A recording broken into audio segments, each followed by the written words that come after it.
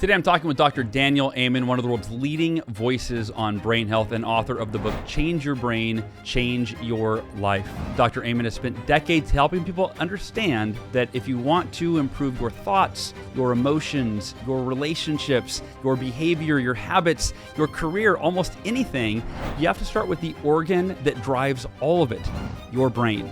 In today's conversation, we're talking about what hurts your brain and what helps your brain, free will, how it might not be what you think it is, chemo brain, ADD and ADHD, and ultimately practices that will help you to think better, feel better, and live better.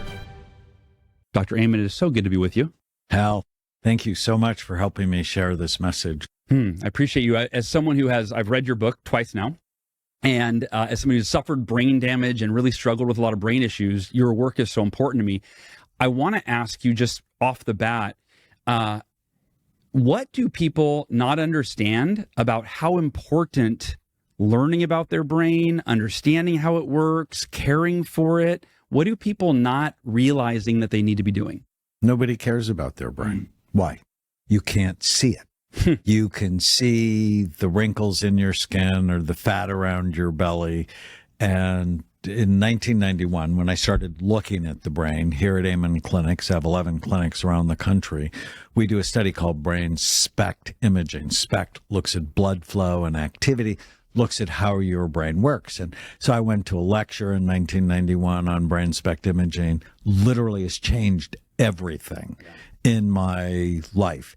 And so I'm 37 at the time. I order my first scan, and I don't care about my own brain. I'm a double board certified psychiatrist. I was the top neuroscience student in medical school, and I didn't care because I'd never seen it. And the week before, I scanned my mom. She was 60 at the time. Stunningly beautiful brain. Oh, wow. And it just fit her life. And then a week later, I scanned myself, and it wasn't healthy because I played football in high school. I had meningitis twice as a young soldier. And I had bad habits. I was only getting 4 hours of sleep at night. I was overweight. I was eating bad food. And I just didn't care until I saw her brain. And then I saw my brain, and I was irritated. And I developed a term I call brain envy.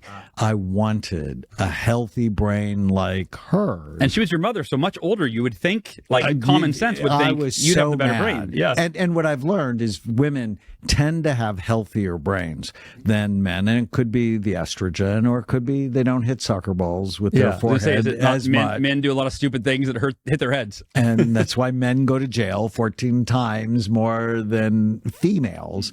But so brain envy, and I thought to myself, Freud was wrong. So penis envy, I've not seen it once in 45 years as a psychiatrist. The only organ where size really does matter is your brain. Is your brain. And everything I've done since 1991 is to get a better brain. Because when you have a better brain, you have a better life, because your brain is involved in everything you do, how you think, how you feel, how you act, how you get along with other people. It's the organ of selling. It's the organ of managing your money. It's the organ of love, of discipline, and every decision you make. And my experience after scanning now almost 300,000 brains over the last 35 years. 300,000 brains. Yeah. That when your brain works right, you work right. And when your brain is troubled, you're much more likely to have trouble in your life. You talk in the book about free will in a way that is, you would think everyone has free will. They can do what they want. But you actually talk about, no, your brain health affects your free will, because if your brain is, if it's hindered, you can't make the same decisions. Talk about that. Just talk about how free will is not as black and white as we would imagine it to be. So when I first started scanning people, a lot of attorneys heard about my work, and they're like, do you think you could help me with this case? And I ended up testifying in a couple of death penalty cases. And, you know, growing up, I just sort of thought free will was black or white. You had it or you didn't. And then with all the scans, it's like, oh no, free will's very gray. Some people have 80 or 90% free will. Some people, it's more like 30 or 40% free will. And if you give the 80 to 90% free will person a six-pack of Michelob, they get drunk, but they don't make really bad decisions. If you give the 30 or 40% person a six-pack of Michelob, they can kill other people. They can make really bad decisions. And is it the sign of an evolved society to kill sick people? It's not. And before then, I just had no opinion. I hadn't really thought about it. But these murderers that I saw, very damaged brains. And I'm like, I wonder if I can make them better. Because that's what brings me the most joy. Sure. Is taking a bad brain and making it better. And so much of the time you can. You just told me before we started recording about, I believe his name was, is it Tarek? Tarek El Moussa, yeah. Tell me, you said he had came to you and you did a SPECT scan on him. Brain had a lot of issues, and then within a year of hyperbaric oxygen, and I'm sure some other supplements and stuff. But talk about that, just as an example of someone who can change their brain. That's very recently. So he's a star on HGTV. He has house flipping shows. Flip Off is one, or the Flipping El Moussa is another one, and he takes really awful properties and transforms them into these amazing, beautiful homes that he flips. And when I first saw his scan, it was terrible. I mean, it's like really terrible. And he... now, when you say terrible, what is that? What are you seeing? What does that mean? Is this so the brain? Really low blood flow. So for people who've seen my scans, it looks like one of those moth-eaten scans. And when he was born, he was in the neonatal ICU for 5 weeks, which means he had birth trauma.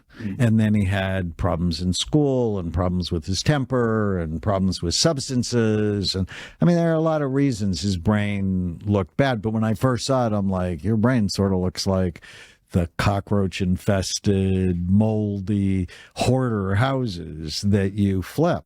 And a year later, he did 89 hyperbaric oxygen sessions, dramatic improvement. And he said his life was dramatically better. And nobody thinks about that you're suffering because you had a bad childhood, or you're suffering because you lost your job, or you're suffering because you lost your marriage. And very few people go, you're suffering because of the car accident or the chemotherapy or you have post-COVID inflammation, or you have Lyme disease. And when I started scanning, so I'm a psychiatrist by training, I'm like, oh, I have to learn all about your body, because if your body's not right, your brain's not going to be right. You mentioned, my own experience, like with chemotherapy, and I can attest to this, because after 700 hours of chemotherapy over the course of 3 years, I felt like my brain broke. And my life was actually great circumstantially, but I was depressed. I had extreme anxiety. I stopped sleeping well, chronic sleep deprivation, severe.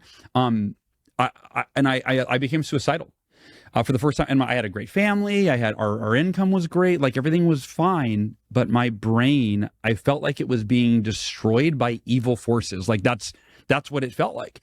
And I immediately stopped all of the drugs that, the intense chemotherapy drugs. And that's when the healing began. So I want to ask you, chemo brain in general, that term almost bothers me, because the oncologist was so dismissive. Oh, that's just chemo brain. Doc, I want to kill myself. That's just chemo brain. What, for any cancer survivors like myself that are listening, what can they do if they've gone through chemotherapy and they want to heal their brain? So they can get a look at it to see, is it chemo brain? And you have overall low activity, because what kills cancer cells can also kill healthy cells. Healthy cells, yeah. And so, so you can look at it. And brain health for all of us is ultimately 3 things. Brain envy, got to care about it. avoid things that hurt it, know the lists, and do things that help it. And you just have to know the list. Yeah. It's kind of like, And it's so like eating much right. of the Miracle Morning is on the list of what's good for you. All right. So our audience is already ahead of the game. So your audience is already ahead of the game. But it all comes down to this one question. I'm working on this national brain health revolution and the decade of brain health. And it all centers around this one simple question. Is what I'm doing now, talking to you, good for my brain or bad for it? And does it make the world better?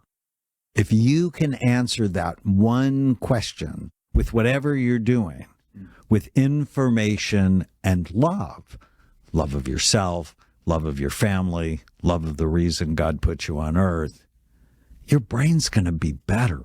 Yeah. And so grabbing your phone first thing in the morning, bad for your brain because it's a dopamine destroyer. Yeah. Staying up late, scrolling, it's bad for your brain. Alcohol, it's bad for your brain. Marijuana, it's bad for your brain.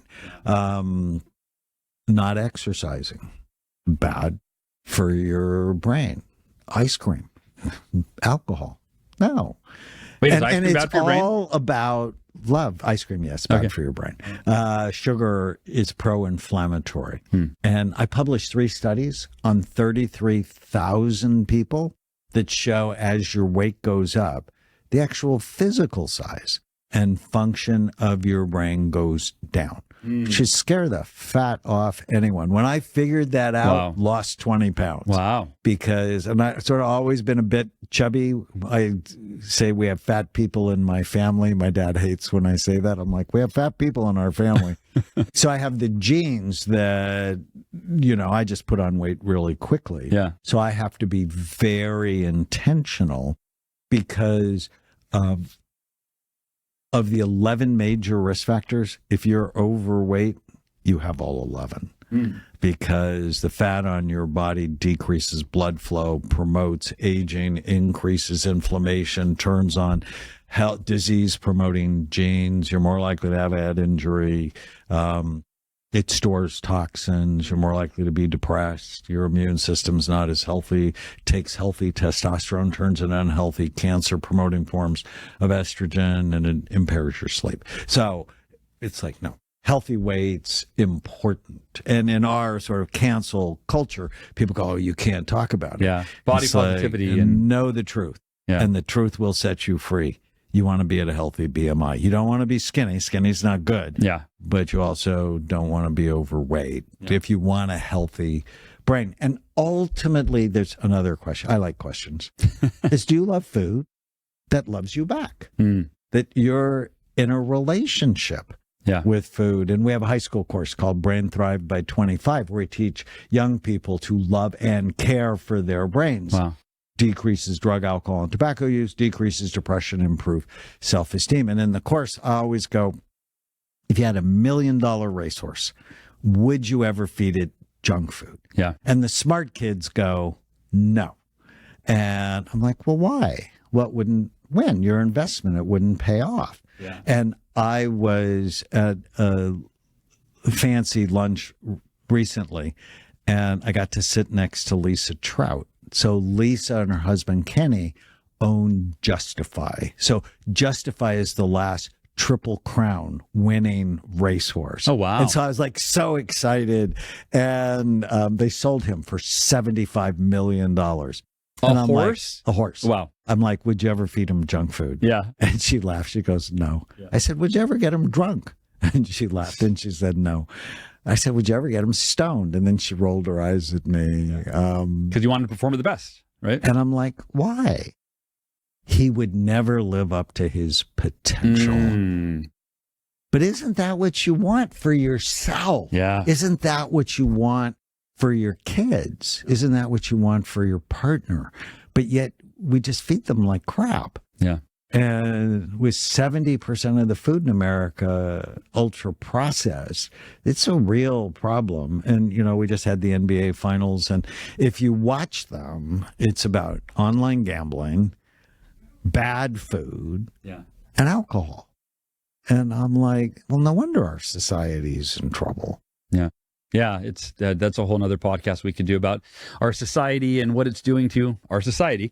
About two of my favorite products. I've been taking these for 4 years, and they are now a sponsor of the podcast. Cured Nutrition Flow Gummies. I start every day with 2 of these. I meditate for 30 minutes without any supplements, and then I take Flow Gummies 7 days a week, almost every day.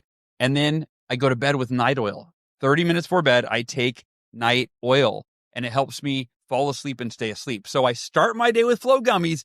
I end my day with night oil. If you want to implement my routine into your day with Cured Nutrition, go to curednutrition.com/Hal.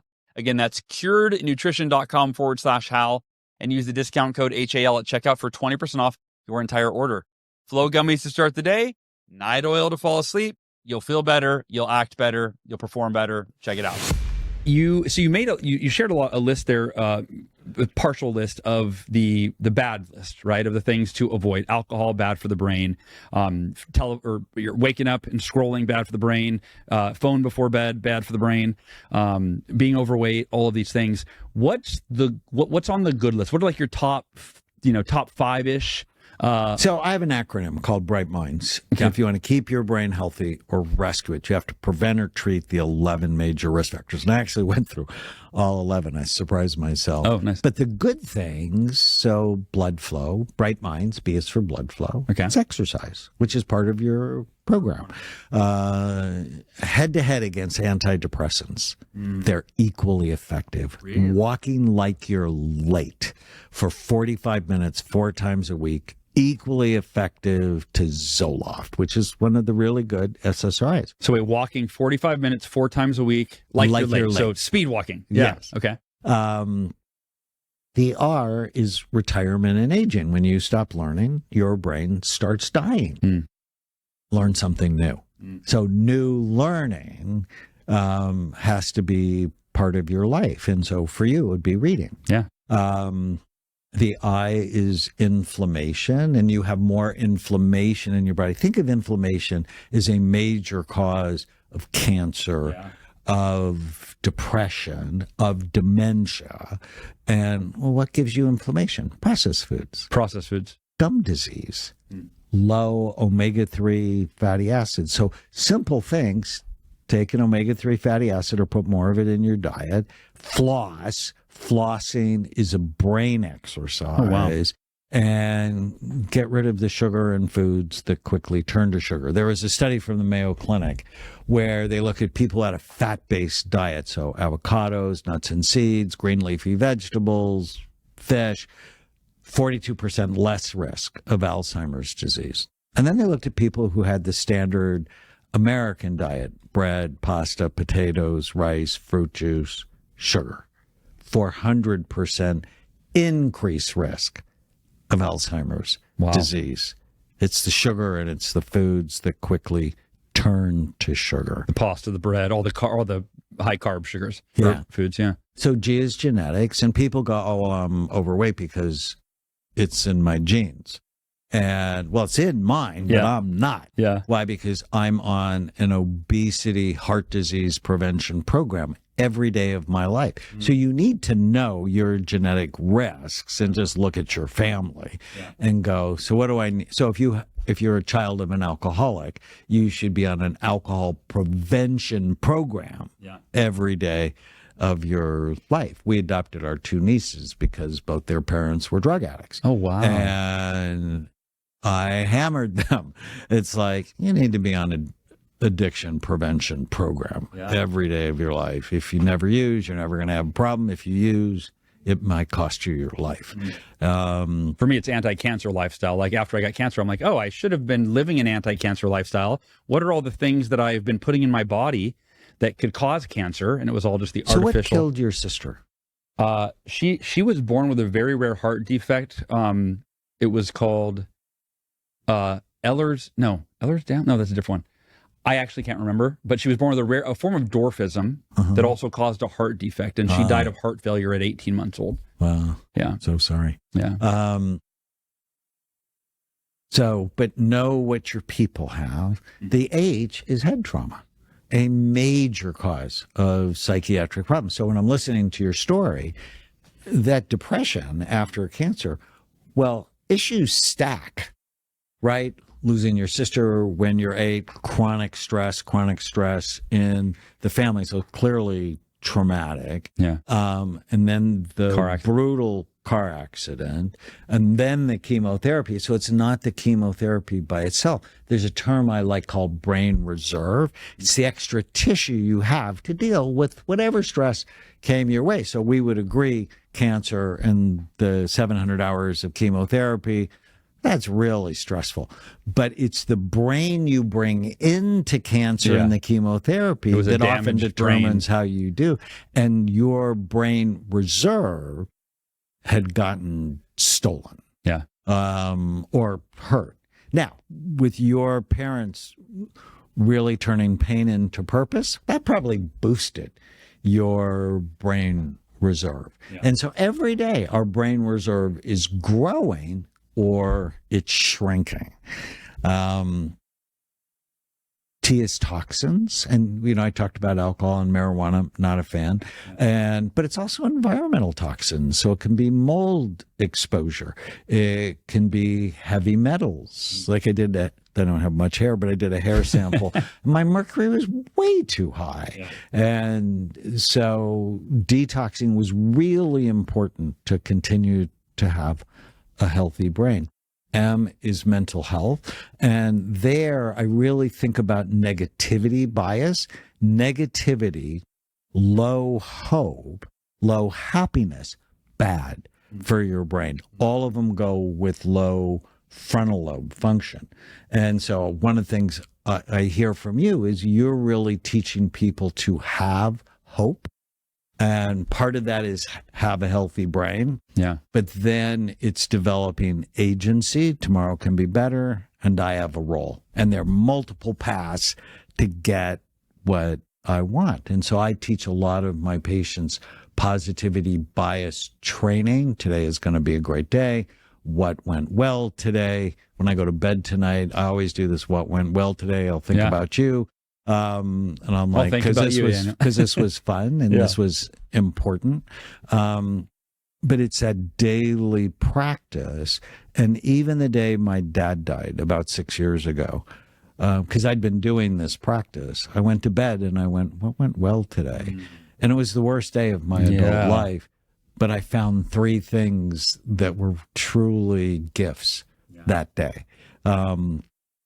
The second I is immunity and infections. COVID just did such a number on our society, in part because it causes an inflammatory bomb to go off in the brains of vulnerable people. I want everybody to know their vitamin D level because vitamin D strengthens your immunity. The N is neurohormones. So your hormones, you know why our hormones drop with age? It's the planet's way of getting rid of you. Oh. And I'm like, not okay with this. Yeah. I'm like, no. So I think everyone should have their hormones tested and optimized. And for the women who are listening, progesterone drops 10 years before they go into menopause. And progesterone is sort of like the brain's natural Valium. It sort of calms things down. So when they're 40, they're like anxious, they can't sleep. They end up on an SSRI or a benzo or a sleeping pill. I'm like, nah, doctor should test your hormones, and maybe 100 milligrams of progesterone could save your life. In supplement form. Or in medicine form. Okay. It can be both. You can get it both. The D is diabetes. If you're overweight, as we talked about, or you have high blood sugar, bad for your brain, which is why I like lower, simple carbohydrate diets. And then S is sleep. It's so important. When you sleep, your brain cleans and washes itself. But all of it comes back to this one question: is what I'm doing now good for my brain or bad for it? Now you have the list. Yeah. I love that. Well, now that's been for many, many years my my simple diet guideline, which is, does this add value to my health and longevity? right? In other words, what are the consequences of what I'm going to put in my body? Does it contribute to my health and longevity, or is it detrimental? And that was really how I went from eating, a junk food, fast food lifestyle to going, I'm only going to put things in my body, 9 out of 10 times at least, not perfect, but 9 out of 10 times that add value to my body. And you're just taking that and applying it to the brain. Well, and I would just shift the question just a little bit. Please. Do I love food that loves me back? There you go. Okay. Because I don't know if you've ever been in a bad relationship. I have, and I'm not doing it anymore. You met my wife, and she's my best friend, and so I got that part right. I'm for sure not going to be in a bad relationship with food. Yeah, that makes sense. One of the things I want to talk to you about, so ADD and ADHD. ADHD seems to be the more popular clinical term nowadays, but I've heard you lean toward ADD, and also you talk about there's 7 types of it. As someone so there's actually 2 parts of this question, which is the difference between ADD and ADHD, and then I want to ask you: is it a problem or is it a superpower? So in 1980, when I trained, the DSM, the Diagnostic and Statistical Manual of Mental Disorders, it was ADD with or without hyperactivity. In 1987, when they revised it, they changed the term to ADHD. And I hated that because they actually threw out half the people who had it, because half the people who have it are never hyperactive. Interesting. So to put it in the title, I thought was a huge mistake.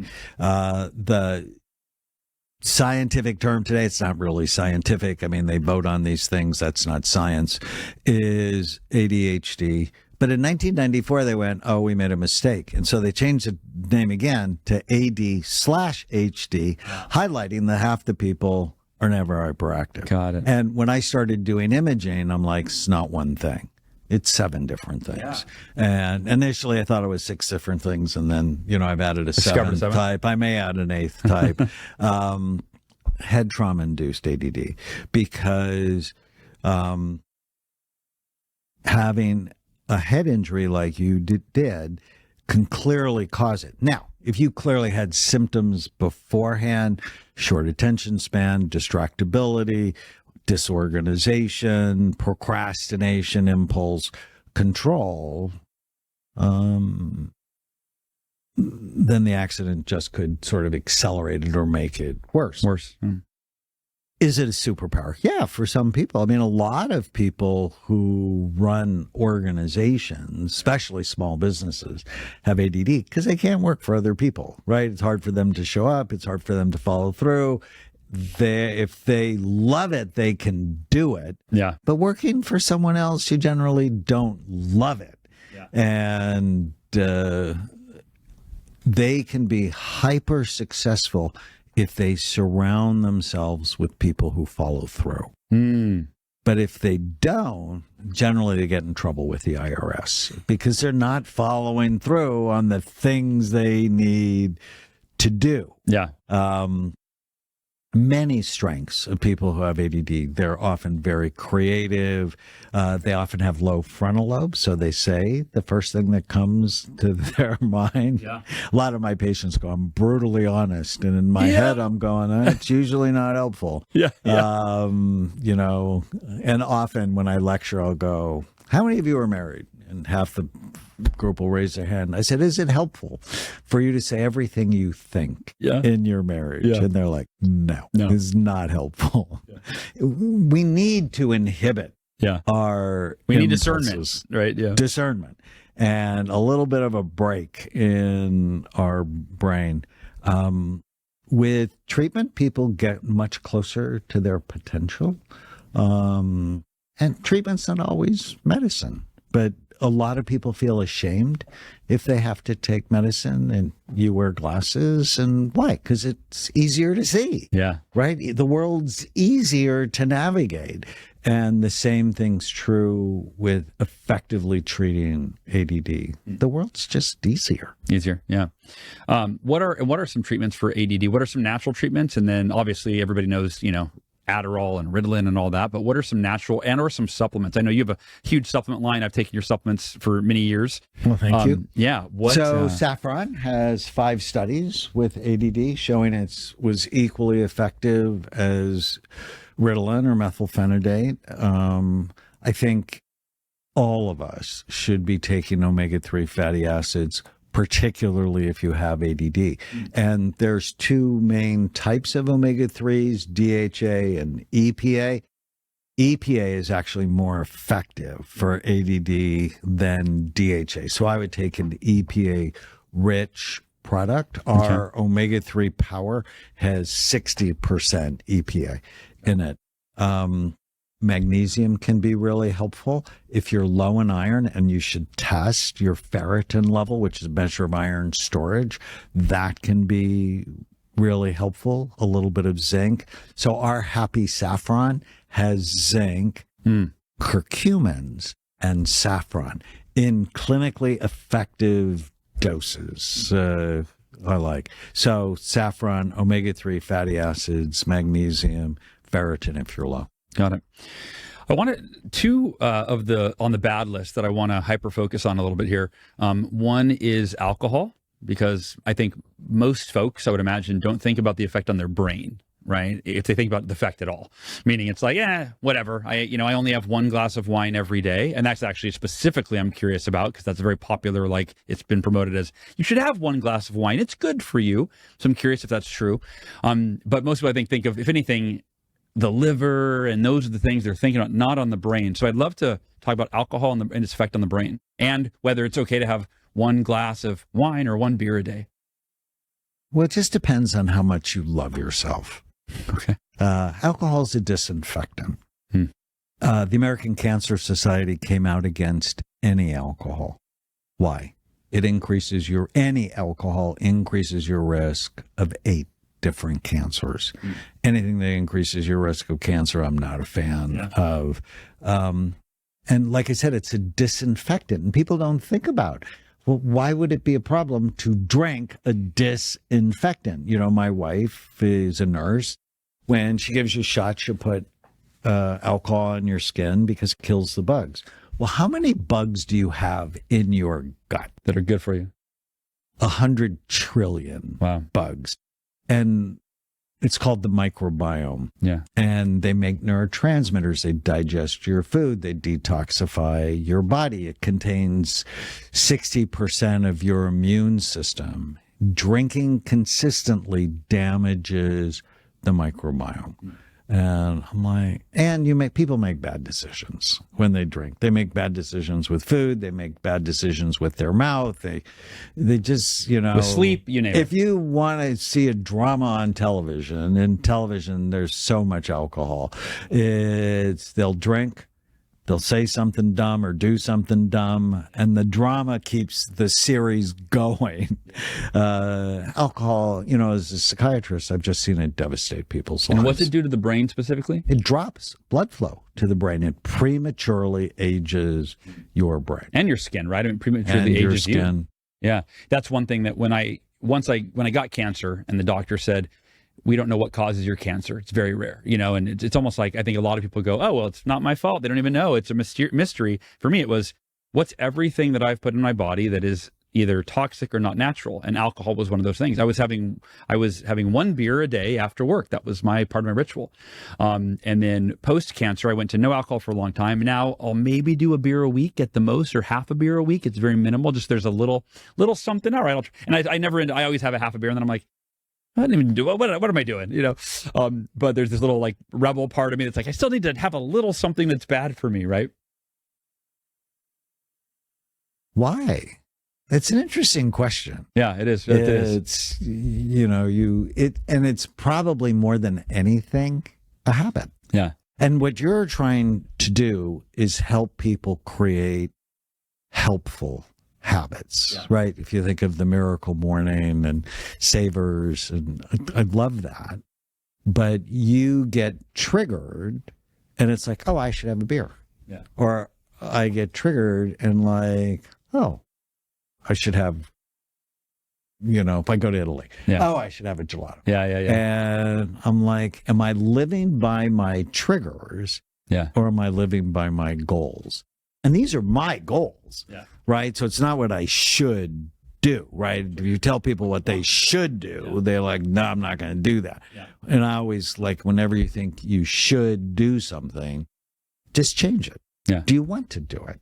Yeah. Or does it fit your goals to do it? Like I might not want to work out, but clearly fits my goals. Being healthy and strong and all of that. So are you a zero alcohol ever, or are you zero? Okay. I mean, why am I going to drink poison? Yeah, it's great. Like, yeah. I think for me, it ends up being like a tiny bit of poison a couple times a month isn't, but but I'm with you. What was I going to say? Will you miss it? No, I really wouldn't. And I go through, again, it's it went from once a day to a couple times a month. So I probably have 2 beers a month, I would say, so the next question I want to ask you, the next on the naughty list, if you will, right? Smartphones. I really want to understand what our smartphone is doing to our brain. First thing in the morning by starting, what is that doing with the dopamine and right? What's it doing right before bed? And then just in general as a whole. Because I think that is the biggest, most, it's the most normalized problem in our society. And I think also a lot of, for me, having teenage kids, that thinking about what's it doing as their brain is still developing, right? Yeah, push it off as long as you can until it hurts. Yeah. Kids who get smartphones early have a higher incidence of suicide. I mean, it's like so scary. Can you explain why that is? Because it's basically damaging the pleasure centers in the brain. So there's an area of your brain that feels joy, that feels pleasure. And the neurotransmitter dopamine works on the nucleus accumbens, part of the basal ganglia, and you notice the micro moments of happiness. Constantly pushing on that area begins to wear it out. And pretty soon you feel flat. You don't feel joy because the nucleus accumbens has been thrilled to death. So it's just that constant, it's just stimulating it. Then if you add that to social media, to video games, to pornography, to the negative news, it's like, no wonder this generation's in big trouble, right? The incidence. There's one study that came out of the CDC that said 57% of teenage girls reported being persistently sad. 32% had thought of killing themselves. 24% had planned to kill themselves. And 13% had tried to kill themselves. These are statistics we have never seen in the world. Yeah. That our society is literally stealing the brain health of our children. And Britain just banned social media for kids under 16. It's so brilliant. Australia had done it. Canada, there's legislation. I'm a huge fan of, no, we need to protect them. Yeah. Yeah. What am I making this up, or I feel that I've read somewhere that that looking at your cell phone it activates the same region of the brain as cocaine does? Yeah, it's the East Pleasure Center. It is, okay. Yeah. So overstimulating. Now, it does it in little bites. Yeah. But 1,000 times a day. Yeah. And there's some countries where kids are on social media 13 hours a day. And always that little dopamine. And I always say, you want to drip it, don't dump it. Yeah. And what about for adults in terms of, the teenage brain is different because it's not fully developed until it's 25. What about for us, for, you're 30, 40? Your brain is always being shaped and modeled. Yeah. Even at 72, my brain is, every day it's better or it's worse, depending on the habits I engage in. And so I think being cautious and giving yourself a break is very helpful. All right, let's make this actionable for anybody listening. Actually, I have two questions. I was going to give one more, but I have another one. If you were designing a brain healthy morning routine, right? Because I'm the Miracle Morning guy, a lot of my audience listens or Miracle Morning practitioners. What would a brain healthy morning routine look like? So I love what the Miracle Morning is, because I think of it as a brain health routine. And with that, I would add sunshine to it. Because how much sunshine? How long you should be outside? If you can do it for 10 minutes. Okay. Like Tan and I, we usually go for a half an hour walk every morning. I love it. And get the dogs and just go. I think that's so helpful. I think you should drink 16 ounces of water just to start hydrating. If you do intermittent fasting, it's absolutely fine not to eat until 11 o'clock, or if you have protein. But I would start the day with protein, not sugar, not Pop-Tarts, donuts, waffles, sugar cereals. Yeah. So protein. And what's your favorite source of protein for breakfast? Would it be eggs? Would it be steak and eggs? Would it be... For me, it's eggs. Eggs, okay. Yeah. I pretty much have 3 eggs. We have 50 morning. chickens on our ranch, so we get fresh eggs every day. I love that. Yeah, it's great. All right, so that's your morning routine. And then And oh yeah, every day. Today is going to be a great day. I mean, mindset. Push what I'm looking forward to. Today is going to be a great day. And then I start looking for the micro miracles. And it's like eye contact with my wife, or just holding hands while we're walking. We live near the beach, so go to see the waves. I'm just training my brain to look for what I like. I love that. 7-day brain challenge. So for anybody that's watched this or listened to this and they go, okay, the brain is pretty important. I should probably stop ignoring it. And actually, it may be the most important thing for me, as if not, you'd argue it's way more important than actually working on your muscles. That's important, but working on your brain, that's arguably takes number one on the list. What would be kind of a 7-day brain challenge reset? What are just some of the most important things that people can stop doing and start doing, or do less of and do more of over the course of the next week to really start to see some positive movement in their cognitive function, their memory, their emotional well-being, that kind of thing? So if you did a 7-day brain challenge, it's that one question. 3 times a day. Okay. What I'm doing now, good for my brain or bad for it? And does it make the world better? And if you can just say yes to that, and in the process, walk like you're late for 45 minutes, hydrate, get some sunshine. And then whenever you feel sad, mad, nervous, or out of control, write down what you're thinking. And just ask yourself whether or not it's true. Yeah. Right. It's learning to manage your mind so your mind doesn't manage you. And probably day one, we would do the 1-page miracle that I do with all of my patients. Write down what you want, but in a very structured way. What do you want in your relationships, your work, your money, your physical, emotional, spiritual health? Write it down day one. Yeah. And then every day you just look at it and go, does it fit? Does my behavior fit the goals I have for my life? So it's not anybody telling you what you should want. Yeah. It's what do you want? Yeah. And is your brain working for you, or is it sort of going rogue? Yeah. Yeah. Well, the book, Change Your Brain, Change Your Life, you're best known for, you've got 40 books, is that right? Yeah, craziness. Yeah. What's your most recent book? Change Your Brain, Change Your Pain. Okay. I saw that on the shelf. Where I wrote about the doom loop, which is how people get into pain but then accelerate it because they're not managing their brain. So that's physical pain. So that's physical pain. That's what that's for. Okay. Emotional and did you know that if you take Tylenol, and I'm not a huge fan of Tylenol, but it actually helps to soothe heartbreak. It actually starts to soothe the pain of a breakup. So it's, we think of it as a physical medicine that actually has positive psychological effects. You think about emotions just in general, right? If you're angry, your palms are sweaty, your heart is racing, right? So there is an inextricable, or what's the word?